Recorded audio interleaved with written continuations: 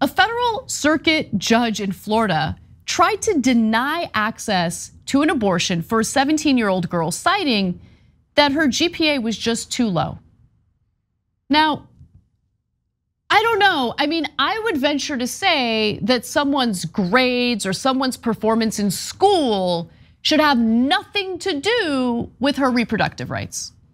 But we live in America, so this is what we're dealing with. Now, as you can see, I'm talking about someone who's underage. She's 17 years old. And unfortunately, in many states, if you are underage, you can't get an abortion without your parents knowing about it. But there are certain loopholes. And that's what this 17-year-old girl who goes by Jane Doe was trying to use in an effort to get the abortion. These are known as judicial bypass systems, okay? So she goes before a judge, tries to make her case. She got pregnant, unwanted pregnancy, and she wants to get an abortion without her parents knowing about it because her parents would force her to bring that pregnancy to term. Hillsborough County Circuit Court Judge Jared E. Smith focused on the fact that Doe had originally said she made B grades, but her current GPA is 2.0. Clearly, a B average would not equate to a 2.0 GPA, Smith wrote.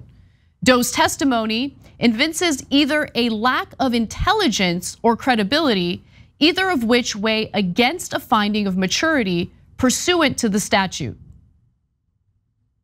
So let me get this straight. First of all, I don't care what her grades are. I think that's completely irrelevant.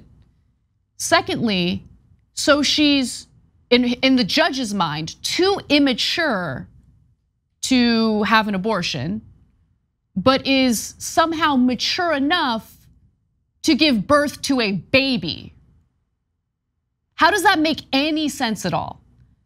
Now, luckily, Jane Doe decided to appeal this decision, okay? And so the 17-year-old, known as Jane Doe in court papers, successfully appealed the circuit judge's ruling this week. In a 2-to-1 ruling in the Florida 2nd District Court of Appeal, the panel of judges found that Doe was in fact mature enough to earn what's known as a judicial bypass, an arduous legal process that lets minors get abortions without involving their parents.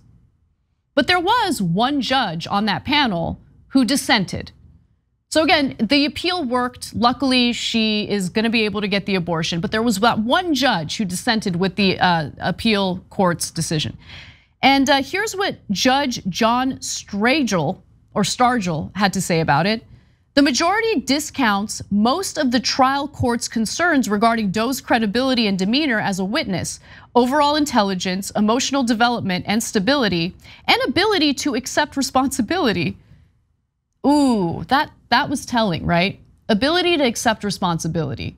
Because remember, the anti-abortion crowd is not really a pro-life crowd.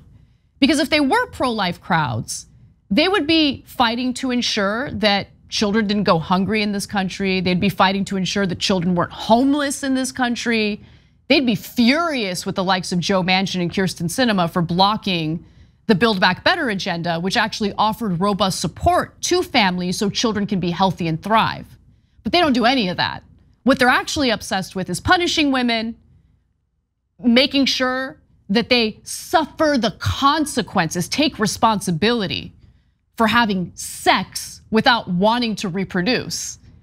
And the wording here by this judge really reminds me of that ideology, but let me continue.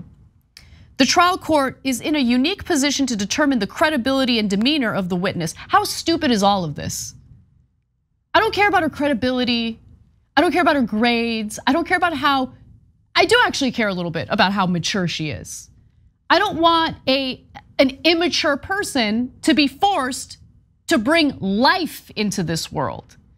And they have such a flippant attitude in regard to giving children away for adoption. Because what they're arguing here is, well, I mean, she's not mature enough to have an abortion because she maybe doesn't understand the consequences of having an abortion. You know, maybe she'll regret it. I'll tell you what the consequences of having an abortion are. The consequences are great relief. I'm sure that there are some women who regret it, but this is a person who has gone to extreme lengths to go before judges and ask, please help me, I need to get an abortion. My parents would force me to have this baby that I don't want. And they're like, no, I mean, she's not mature enough to understand the ramifications, the consequences of having an abortion. But apparently giving her baby away, giving her baby up for adoption, they're not worried about the mental toll that would have. To know that she brought life into this world because she was forced to bring a pregnancy to term, and that the individual that she brought into this world is now out there somewhere. Maybe the baby will get adopted, maybe it won't. Maybe the family that adopts it is a good family, maybe it's not. I'm sure that mental toll doesn't matter at all for these judges, the two judges who wanted to prevent her from having the abortion in the first place. And by the way, the reasons that have been cited in the past in regard to denying teenage girls abortions in this whole bypass system, judicial bypass system, have been insane. In a review of 40 judicial bypass cases, Mother Jones found that a host of denials for what the outlet called arbitrary, absurd, or personal reasons, such as 3 judges who denied petitions because in getting pregnant by accident, the minors had demonstrated that they were too immature to get an abortion. I just don't get it. How are you too immature to get an abortion, but mature enough to have a baby? It makes no sense. In one headline-making 2013 case, a Nebraska judge ruled that a girl in foster care shouldn't get an abortion because she was financially dependent on her parents.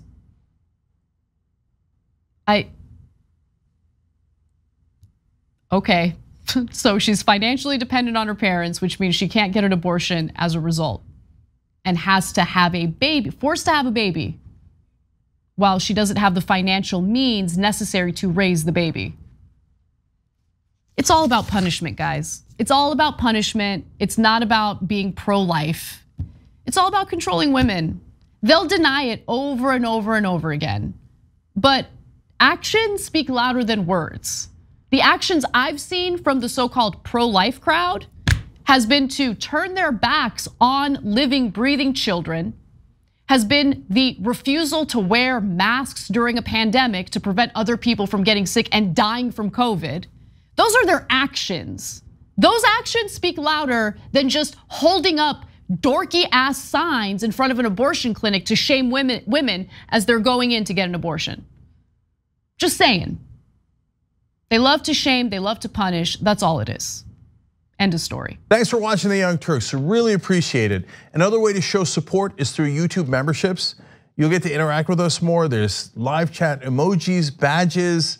You've got emojis of me, Anna, John, JR. So those are super fun. But you also get playback of our exclusive member-only shows and specials right after they air. So all of that, all you gotta do is click that join button right underneath the video. Thank you.